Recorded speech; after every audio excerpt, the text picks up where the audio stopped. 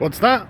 I'm recording a fucking vlog in vertical at 5 o'clock in the morning in California because I can't fucking sleep because fuck my body clock. And yeah, I literally have just climbed out of fucking bed. Yes, that's right. Is this going on my alternate channel? Yeah, and if you expected quality on that channel, well, you should probably unsubscribe because you ain't gonna get it. But so yeah, like the journey over here was fucking tough, man. It was like I got up at 5:30 this morning, and because my wife was like, hey, by the way, you should get up really fucking early because you need to get to the airport and check in. Yeah, 2 hours before they opened up for checking in, I'm sat there going, right, fuck my wife's time making skills. She doesn't know when I need to get up, right? I should have made that decision. This is what you get when you let women make decisions for you, just so you know.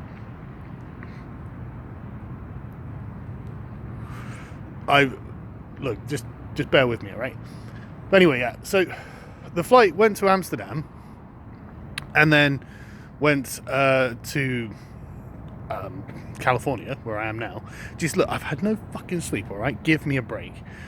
But yeah, it was interesting, the flight route. It went from Amsterdam across the sort of Faroe Islands, Iceland, and all the way over Canada and stuff. I don't know what route I was expecting. I didn't know. I just found it interesting. But yeah, like 11 hours. But to be fair, right, to be fair to the airline, I was just in economy, and it was reasonably comfortable. It wasn't I was uncomfortable. I had quite a lot of legroom and stuff. It was just being sat down for 10 hours in one space where you can't go anywhere or really do much. It's a nightmare. But I did get to finish Force and Fanaticism, which is good. I'm going to start on the Jihad, the Black Banners of ISIS, whatever the next book is, soon. I'm going down to Dave Rubin's place to be on his show in a few hours. It's going to go badly. I'm telling you, it's going to go badly. But I'll tell you what, after finishing that book, right, I can see why they try to say that ISIS isn't Islam. I can see why they try to make the argument. It's wrong. It's, in fact, in my opinion, it's actually the wrong way round. Other Muslims aren't really Muslims. At least that's the ISIS perspective. And the thing is, they've got some arguments. You know, that's the worst part. They actually have some arguments for this. The whole point is bida, which is harmful innovations that have accrued around the Islamic faith and various branches of it since it was founded, and they have since like the 8th century. Well, I think it might have been like the late 7th century, early 8th century.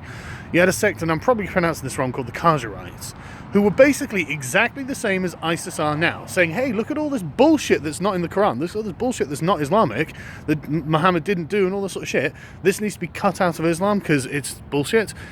And this is something that built up over because I mean, everyone's like, oh, Islam's a young religion. No, it's not. It's fucking old. It's 1,400 years old. It's really old.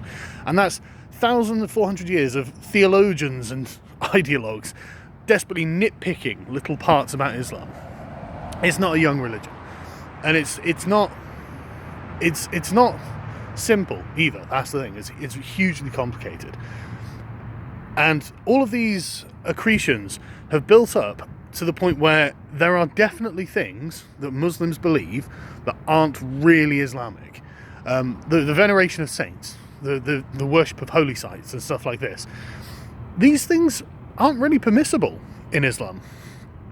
And the argument that the fundamentalists make is pretty sound, actually, in my opinion. And what's worse is that the arguments against it, at least that Simon Valentine presents in his book, are weak.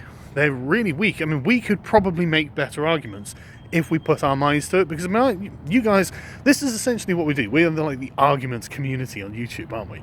We like arguing about stuff, and you guys would make hella better arguments in the comments than Simon's making in his book. And it's not that Simon's doing a bad job or anything like that. I think these are probably fairly stock arguments. They're just not very good, because they're always, well, have you considered this other paragraph somewhere else in the Quran? It's like, well, yeah, they probably have. And they're probably going to say something like, well, abrogation, that was from the Mecca period and this from the Medina period, so blah, blah, blah, blah, blah. And ultimately, they try to take out all of the he makes excuses for the violent passages in the Quran, and it's like Imam Tawhidi is saying, it's like, look, this is in the book, and if you want to draw this interpretation, you can, and then if you've got all of the like extra Quranic stuff that's built up around it, like the Sufis, they're not a bad sect of Islam, and this is important to remember. There are completely benign sects of Islam, I mean, you wouldn't, if you're a liberal, you're not going to want to live under their rule, under their rules, but they're not going to produce terrorists. And ultimately, if they want to live like that, then okay, fine, you guys fucking live like that. I don't care, But I don't want to live like that. I mean, I can't find an interpretation of Sharia law that is something I would find acceptable. Like, absolutely not. I can't find an interpretation of Sharia law that is in any way liberal or progressive at all. I mean, every interpretation of Sharia law fundamentally disadvantages women, completely against homosexuality, completely against a lot of personal freedoms. I mean, like the whole the abaya and the burqa aren't mentioned in the Quran. They're not. You're right. They're not. They're cultural accoutrements that have built up. But if you basically say, right, I mean, Muhammad did say cover your breast, not your tits, but it obviously being your tits, cover yourself up, and be modest. Well, that's up to anyone's interpretation, isn't it? And if you happen to come from a particularly hardline sect of Islam that's like, you know what modesty means? Everything but the eyes. And then if you're Taliban, you got everything but the eyes and a grill over the eyes because at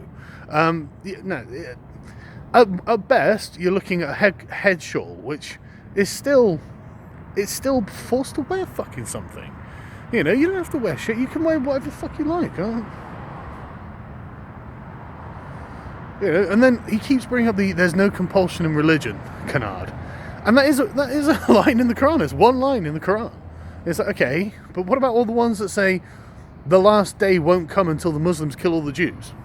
What about the rocks that will cry out, hey Muslim, there is a Jew hiding behind me, come and murder him? I mean, literally the alt-right should convert to Islam. It would make them happy. It would make them really fucking happy. I'm not kidding. And I think the only reason the alt-right don't do it is because they just don't like Muslims. That's the only reason. I'm joking. If there's anyone alt-right watching this, calm your tits. Although, but they're pretty woke on a lot of things. Another funny thing is that the Muslim world is riddled with conspiracy theories. But yeah, okay, well, one of them is the birth of the Wahhabis. And the Wahhabis, I think Simon Valentine is breezing over how, I mean, not breezing over, that's the wrong term. He's calling all Islamic fundamentalism Wahhabism, and I don't think that's strictly accurate, but I think it's accurate enough to give the right impression and an accurate representation of what these people are thinking.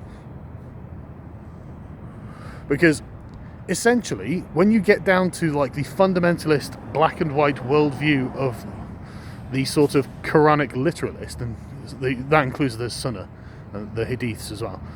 When you boil down to that view, it becomes pretty much the same everywhere. Like Deobandis, the Wahhabis, and there are a few others as well I can't remember the names of at the moment because they're like Al-Hayrat or something. I don't fucking know. They're all pretty much the same fucking interpretation because it's the Quran, it's all in there. It's all the same interpretation, and it's like, okay, well, I'm not surprised they're all coming to the same conclusions when they want. And Abdul Wahhab was part of a movement, not part of a movement, but he was like in multiple places around the same time. There were multiple Islamic reformers who wanted to take out Western influence from Islam, because this was essentially the sort of the real strength of the European colonial powers at the time. This is when they were at their high point, and multiple Muslims saw it, and they wanted to get rid of it. It was not Islamic. Well, fuck it. I'm going to burn my nose if I do that. So yeah, it was just, it's really interesting. And but you can't turn around and say ISIS aren't Muslims, or the fundamentalists aren't Muslims, because that's their argument. They call it the takfiri doctrine. The takfir is the practice of saying, hey, you're not a Muslim because I say you're not a Muslim because you're not living as closely to Islamic scripture as possible. I don't agree with that. It's not your position to tell someone else they're not something. And, you're not a left winger. Fuck you. It's exactly the same argument. It's the whole no true Scotsman. It's like, no, they believe in the Quran, they believe in Allah, they think Muhammad was the seal of the prophets. They just have a different interpretation of the things, of the fundamental, the canon, basically. It's not liked by other Muslims, right? Now, I use the term Islamic SJWs the other day, and I guess that needs some explaining, right? An SJW is not just a regressive, and we use the term regressives and SJWs, and they're not the same thing. A regressive is someone who just holds really backwards beliefs, and you obviously know what they are.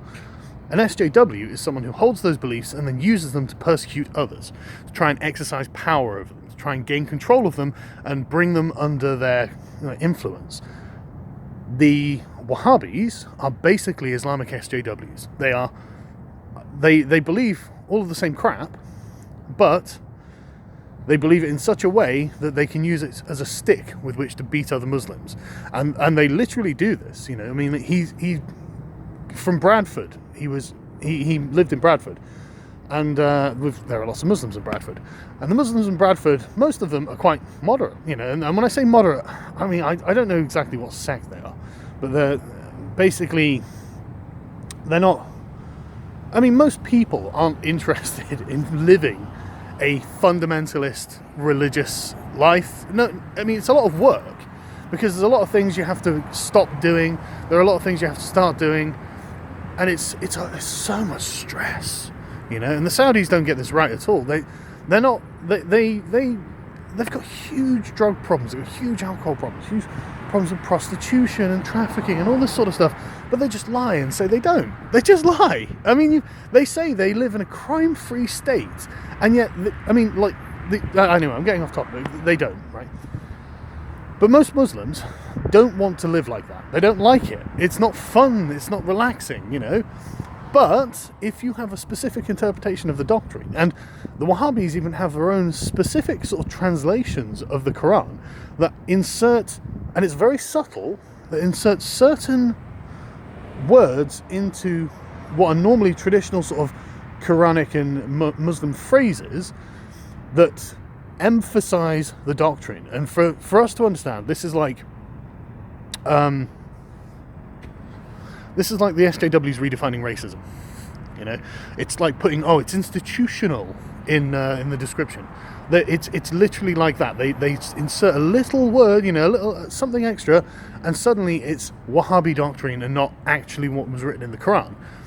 But again, even if you go, this is the difference, right? Because like I was saying, even if you go by literally what is in the Quran without including Wahhabi doctrine, it's not very nice. You wouldn't. I as a liberal wouldn't want to live under that, and I'm sure most liberal people in the West wouldn't either. But it's not going to produce terrorists, so that's good. I think that's definitely. I can see why they want to differentiate ISIS from that, but it's not going to work because ISIS are not separate to that. And this is another important thing. This, getting back to the whole thing in Bradford, in the Islamic SJWs, they're not separate. They are mingling in these communities, and they are considered a nuisance. They're considered pain. Imagine if you're wandering around, and if you're a Christian and you're just a Methodist or something, and then some Catholic nuns come up to you and go, Jesus said this, and it's like haranguing you and trying to get you to do stuff and trying to pressure you and stuff like that. That's what the Wahhabis are like in a non-Wahhabi society. And like Bradford is the example he gave. And the Muslims there, they're like, well, we just fucking don't like these people. They're really annoying. What kind of person is drawn to a fundamentalist interpretation of scripture? A prick. That's who. An absolute prick. It's not. it's just annoying. These people are just like moral busybodies, and they're awful. And God, I look like I got a sunburn on my face, don't I? But yeah, they're awful, and so they're a nightmare. And essentially, the Islamic world is being taken over by the Islamic equivalent of SJWs. That's a horrible prospect, isn't it? Because I mean, there is like, and this is the thing, right? Islam, it's not all one-sided. It's just like the Bible in many ways, where if you want to take a hardline interpretation of like Deuteronomy or something, or Leviticus, and apply it to every aspect of your life, and if you don't apply that, you're a sinner, then you could. And then you get something like the Westboro Baptist Church, and it's, awful. But most people don't want that. Most people don't agree with that. And most Muslims don't want that or don't agree with that. Don't get me wrong, there's still a bunch of raging homophobic anti-Semites. Almost all of them, if you want to look at the Pew data. 88% of all Muslims think homosexuality is immoral, and anti-Semitism is built into the religion. So, I mean, I'm just saying, it's perfectly alright. I'm not letting it go until you guys let it change. But anyway, but that's not going to produce terrorists, and the Wahhabis and the other fundamentalists are literally teaching that people who aren't Wahhabis aren't Muslims, so we shouldn't follow that regard anyway, because that lends legitimacy to their claim, because then they're like, okay, well, who's being the most hardcore Muslim? Well, obviously they are. It's so unbelievably and annoyingly Islamic that it's just... Anyway, I'm sure I was supposed to be talking about California. It's nice. It's big. And oh my God, I tell you what, you guys need roundabouts. You need roundabouts. I'm telling you, you're every, like, I don't know, half mile or something is an intersection. And it's enormous. Enormous intersection, like 6 lanes wide. And you've got to wait ages. And I stood there, literally, like, honestly, it must have been like a minute watching no one moving at this intersection. On one side, there are a bunch of cars, on the other side, a bunch of cars, a bunch of cars, and then there's people looking to cross. And it's just like, God, this is like, it's the worst. You need roundabouts, right? Roundabouts are really good. Roundabouts really work. They keep the flow of traffic. And when you've got civilian, pedestrians who want to cross, they help other lanes increase their traffic while someone has to wait to go. They're way better. You need them. You absolutely need them, especially with the amount of traffic you have, which is bad, and the size of your roads. I mean, you've just got this huge empty intersection. It's like, just fucking whack around about that and you just keep going. But everyone's really nice. Everyone's really nice. Absolutely. I mean, honestly, right, I got here and I was standing at this intersection. This is why this is one of the reasons I bring it up. Right, so I'm standing at this intersection, and I don't really know how it works, because it's like, right, okay, I pressed it, it's not going, everyone's standing around waiting, this is weird, and this guy, just some rando, comes up, he's like, he obviously sees that I'm a bit lost, or I don't really know exactly what I'm doing here, and he was like, yeah, okay, like, dude, go now. It's like, so we nip across, and we're walking the same way, so we start talking. He's like, yeah, weed's legal here. I was like, yeah, I did, yeah. He's like, yeah, you can't get any without a license, but look, and he pulls out like a little e-cigarette that's full of cannabis fluid. He's like, yeah, take it. And so I take this nice, lovely taste of weed. Cannabis fluid. Oh, wow, thanks very much, dude. Literally, it's just like, here you go, dude. It's like, yeah, free love and everything. I was like, oh, cool. What a nice guy, And but everyone has been like that. Everyone's been really, really nice and helpful, and maybe it's just because this is a touristy area. I mean, there are loads of hotels, which you can probably see in the background and stuff. But yeah, it's nice, and the sun's coming up, so I should probably go back to bed. It wasn't too hot either. It was actually hotter in England than when I got here. It was like 28 degrees in England and 30 degrees in the Netherlands. And I get here and the announcer's like, yes, welcome to Los Angeles. The temperature is 23 degrees. And I'm like, oh, fuck off. Get fucked. Okay, maybe global warming is a problem. I'm just saying. Joke, I don't know anything about it. I am aware that it being a hot day is not indicative of trend. But yeah, so enjoy a vlog update in vertical from California. I'll be posting stuff as and when I can. One last thing. Man, Qatar can get fucked. Qatar is worse than Saudi Arabia, not because they're more stringent, but because they're more hypocritical, right? It's the AJ plus. I mean, at least Saudi Arabia don't put out media, and the AJ Plus is the Al Jazeera Plus, the state media of Qatar, right? Qatar is effectively a slave state, and it's fucking infuriating. They invite foreign workers from like India and Pakistan and places like that to come over and work, and then what they do on arrival is take their passports so they can't leave, and then what they do is make them work in fucking shitty conditions and live in shitty accommodation for years with no other prospect of escape. And then that's not including the actual slaves, like the actual chattel slavery, which also occurs. Like Qatar's like, I don't know, number 3 or number 5 on the worst places in the globe to have slaves, you know, for the most slaves. And Qatar's tiny as well. It's only got like 2 million people in it. It's just like, and then AJ Plus is like, oh, America, you should feel bad about the slave trade. No, get fucked, Qatar. All right, get fucked, AJ Plus. I'm definitely going to do a video on it because it's infuriating.